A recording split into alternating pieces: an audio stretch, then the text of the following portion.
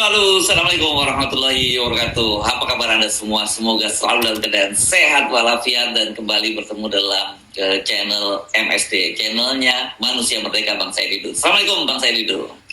Waalaikumsalam warahmatullahi wabarakatuh. Yes, Senin ini kita mulai dengan ngobrol-ngobrol obral besar. Ini ya, ibu kota baru ini, Bang Said Didu.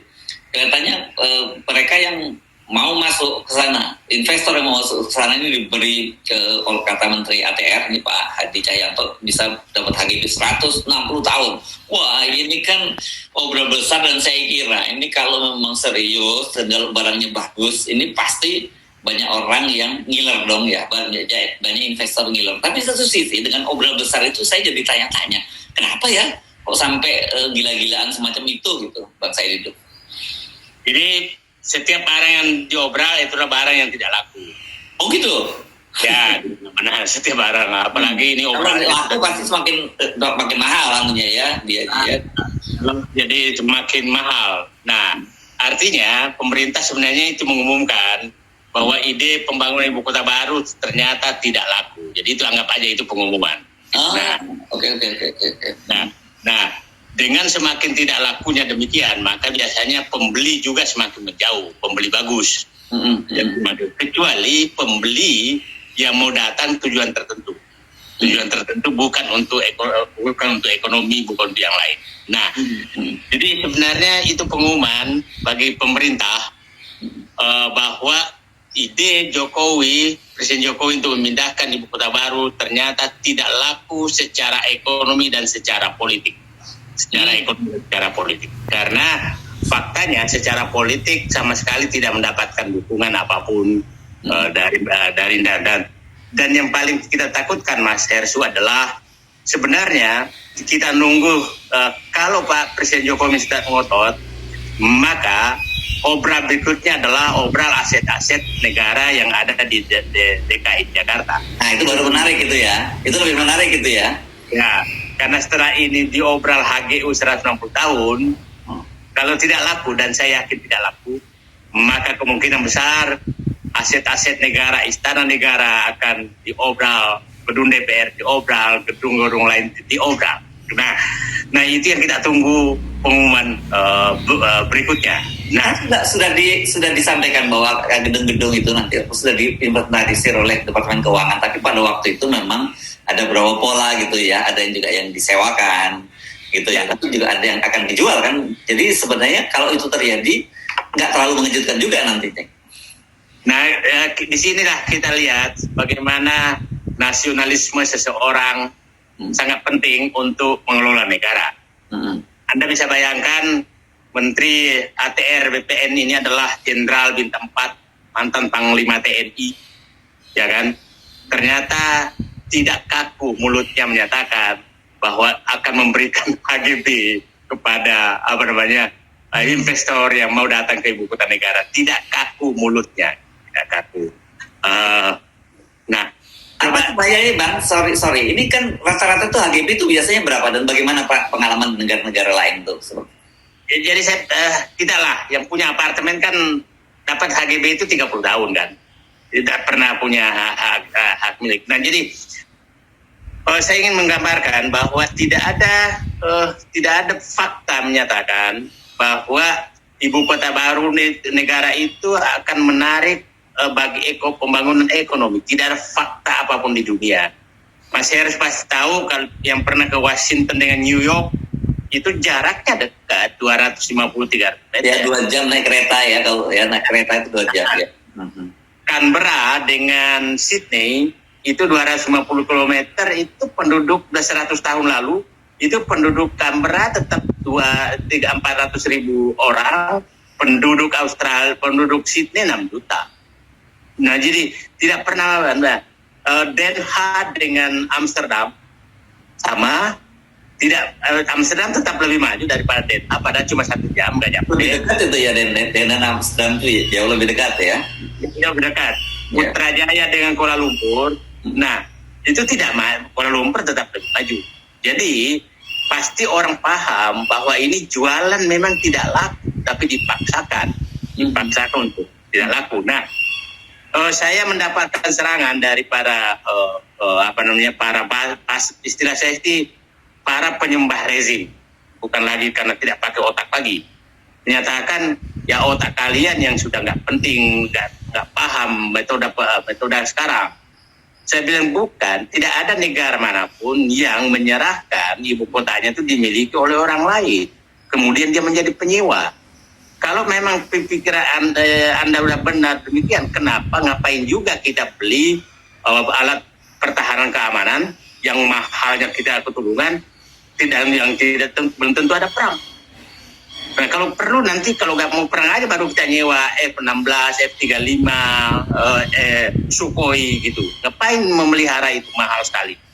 Nah, selanjutnya kalau pemikiran saya kolot, maka kenapa pemikiran Anda ngapain punya tentara? Kan belum tentu perang. Kita sewa aja nanti tentara kalau mau perang. Kan ini kan itulah pemikiran yang nggak pemikiran modern. Nah, tunjukkan saya negara manapun yang memiliki kota negara, aset negaranya, sarana prasarana pemerintahannya itu milik negara, milik asing. Nah, saya ingin menggambarkan di ibu kota baru yang dirancang oleh pemerintah. Saya katakan yang dirancang oleh pemerintah, bahwa yang dibangun negara itu hanya sarana prasarana dasar, istana negara, kepolisian, tentara, dan beberapa kementerian yang utama ke DPR, MPR. Sisanya tidak ada dalam APB, tidak disiapkan oleh APB, tidak dirancang untuk biaya. Artinya semua kementerian lembaga di luar yang penting-penting akan dimiliki oleh swasta dan negara akan menyewa, pemerintah akan menyewa kepada swasta. Perguruan tinggi sekolah sama sekali tidak ada dibiayai APBN. Jadi nanti semua orang yang sekolah di sana itu adalah milik swasta dan orang yang bersekolah di sana adalah menyewa kepada swasta. Jadi istilah saya ini nanti akan menjual Jakarta dan kita pindah menyewa di kota negara baru yang dimiliki oleh 160 tahun oleh pihak lain.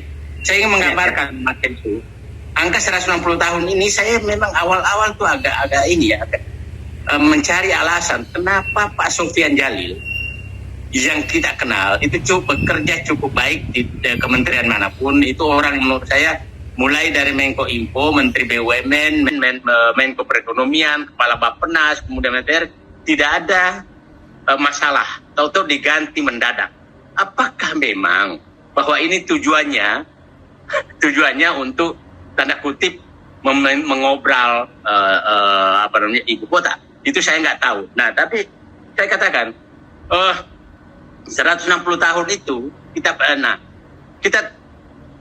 supaya publik paham, lahan-lahan yang ada sekarang di ibu kota negara, saya udah sana, itu lahan milik swasta, HTI, yang bentuknya HTI,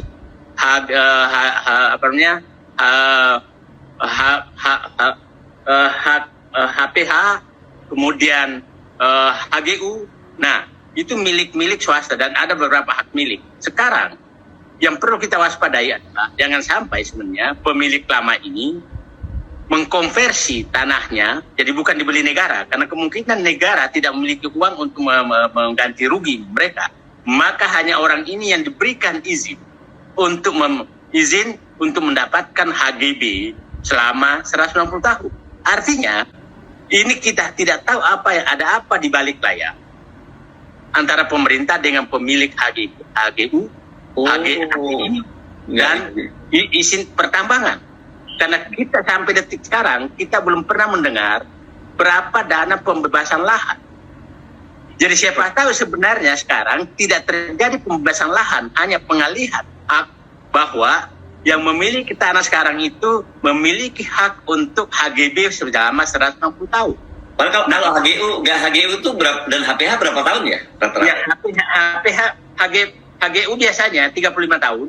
35 tahun. Ya, HPH itu segitu juga, HT juga segitu 35 tahun. Nah, kita tahu sebenarnya siapa sih pemilik lahan ini? Oke. Nah, ini makin menarik ini ya. Lahan ini. Jadi siapa tahu sebenarnya, dan di balik hal yang sama beberapa minggu lalu, sekarang kan wakil ketua otorita itu kan adalah bekas pimpinan Sinarmas kan. Iya, CEO-nya Sinarmas, ya. Salah satu perusahaan Sinarmas ini propertinya gitu ya. Ya, propertinya Sinarmas. Nah, pimpinan BSD sudah menyatakan sedang menghitung-hitung untuk membangun ini di ibu kota baru. Oke? Nah, berarti kan dia udah tahu. Nah, siapa tahu ini usulan supaya pemerintah tidak perlu mengeluarkan uang, maka ubah saja statusnya pemilik lahan itu bahwa dia bisa menjual haknya dia menjadi HGB 160 tahun. Kenapa saya katakan demikian, Mas Hersu? Di dalam APBN kita mengintip tidak ada sama sekali anggaran untuk pembebasan lahan. Belum ketemu saya anggaran pembebasan lahan. Artinya mungkin mekanisme yang dipakai adalah berselamat pemilik lahan, pemilik HGU, HTI, HGB,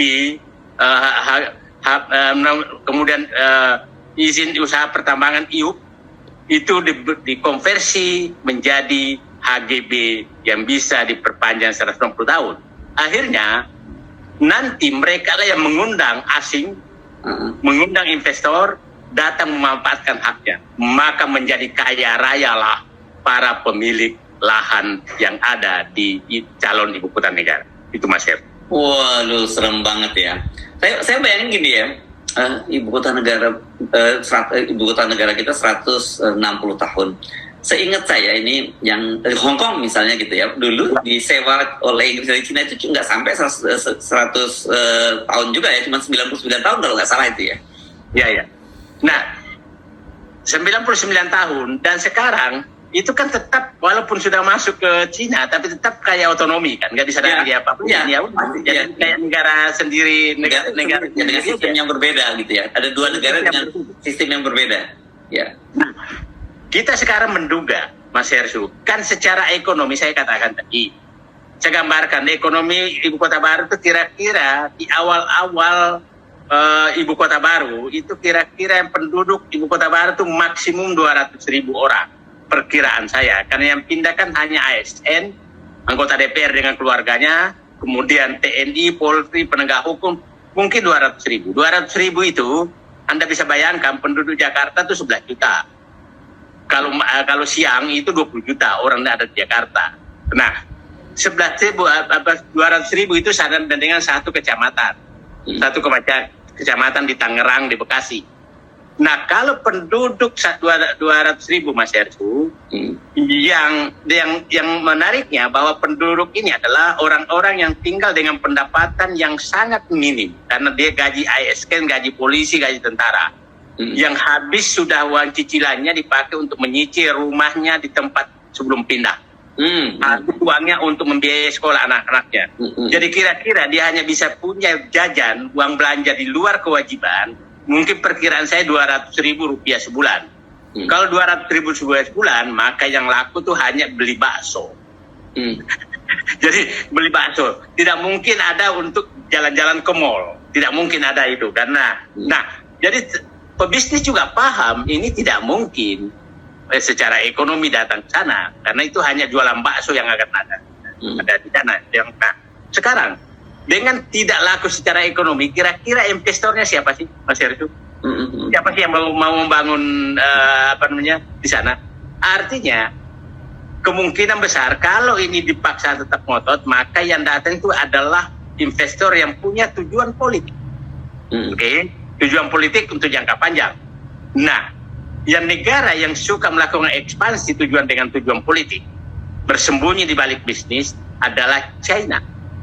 Nah, ada China. Nah, jadi kemungkinan besar itu yang akan terjadi. China itu melakukan investasi di mana-mana pun negara bukan pertimbangan ekonomi.